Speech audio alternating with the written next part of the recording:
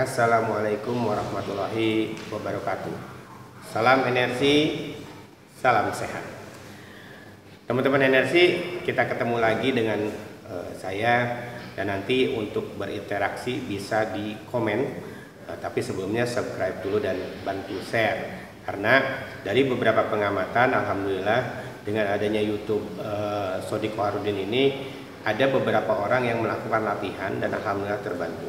Ada yang latihan lambung kemudian terbantu, kemudian adalah yang latihan imunitas, alhamdulillah pada saat dia terkena positif corona kemudian berlatih, proses penyembuhannya lebih sehat. Karena gini, proses latihan bernapas adalah proses di mana mengaktifkan sel dari yang tadinya rusak, dari yang tadinya tidak aktif, dari yang tadinya ada gangguan berupa pertumbuhan sel yang tidak normal. Dengan latihan nafas teratur, maka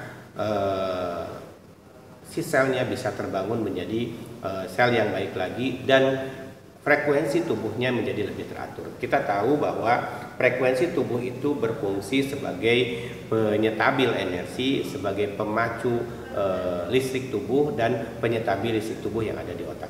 Teman-teman, kemarin ada pertanyaan menarik dari salah satu konsumen saya. Kang Sodik, apa bedanya antara terapi jarak jauh dengan terapi jarak dekat?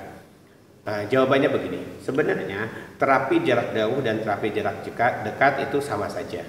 Perbedaannya adalah kalau terapi jarak dekat kita langsung tempel sehingga satelit energinya itu diaktifasi antara terapis dengan si pasien. Nah, apa yang disebut dengan satelit energi? Satelit energi adalah energi yang disisipkan kepada pasien lewat selnya.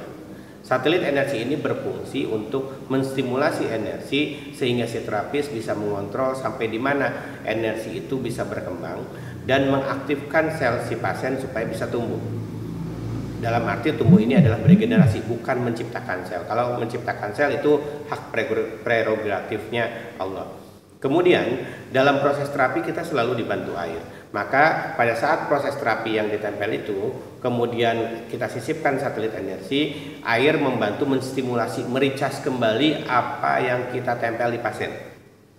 Nah, apa yang kita tempel di pasien adalah frekuensi. Jadi kita memadatkan si sel pasien dan memvisualisasikan diputarkan sehingga perputaran itu akan stabil sesuai dengan program si terapisnya. Untuk lebih mengoptimalkan perputaran yang ada di pasien, maka si terapis akan memberikan energi kepada air. Ketika diminum, maka proses perbaikan selnya dan pengaktifan energinya dilakukan oleh air. Tetapi pada proses terapi jarak jauh yang kita lakukan adalah memakai foto atau memakai objek lain. Misalnya merapikan rumah, kita objek rumah, merapikan usaha, kita objeknya usaha, atau foto yang tersangkut penyakitnya. Tersangkut penyakitnya adalah foto pasien yang dikirim ke kita, kemudian kita deteksi. Nah, ini alhamdulillah program terapi jarak jauh, kita nanti akan membangun proses terapi jarak jauh lewat foto, dan kita akan membangun grup sendiri. Dari mulai grup Instagram, kemudian Telegram untuk menganalisa, dan kita akan ada treatment secara berkala. Saya akan mengambil seminggu 2 kali. Jadi teman-teman yang nanti berminat untuk ikut pola pengobatan jarak jauh ini, nanti di bawah ini ada nomor handphone yang nanti nomor handphone administratif kita untuk mendata, untuk mengumpulkan foto, kemudian kita janjian akan dianalisa kapan.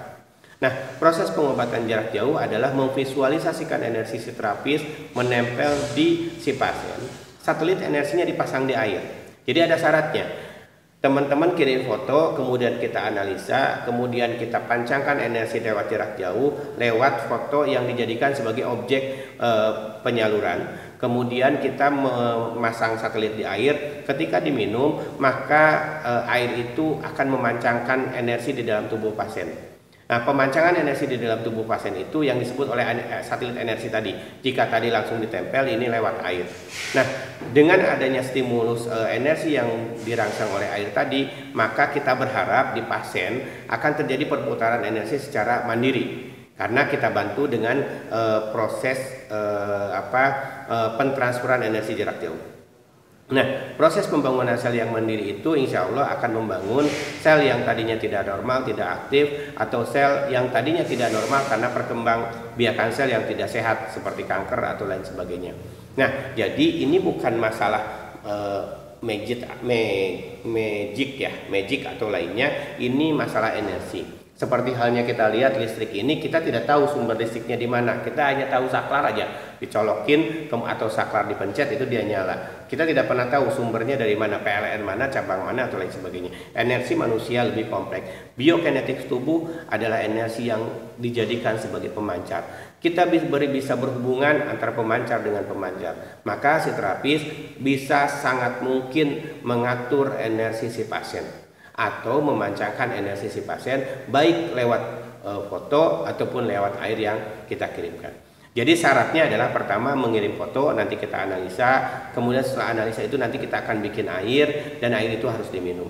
Nah, air yang kita pakai yaitu Athera 27 karena secara alamiah Athera 27 adalah air yang sudah memiliki frekuensi sehingga kita lebih mudah untuk mengesetnya. Itu saja video kali ini teman-teman, bahwa terapi jarak jauh dan terapi dengan disentuh itu hampir sama, tetapi yang beda itu pemrosesannya. Tetapi hasilnya kita sama-sama berdoa semoga efektif. Demikian teman-teman, semoga bermanfaat, semoga menjadi jawaban dari pertanyaan teman-teman, apakah mungkin terapi jarak jauh dilakukan hanya lewat air saja? Sangat mungkin. Terima kasih. Assalamualaikum warahmatullahi wabarakatuh. Salam energi, salam sehat, semoga kesejahteraan dan kebaikan selalu dilimpahkan Tuhan Allah Subhanahu wa taala kepada kita, dan semoga kita terhindar dari wabah ini. Terima kasih. Assalamualaikum warahmatullahi wabarakatuh.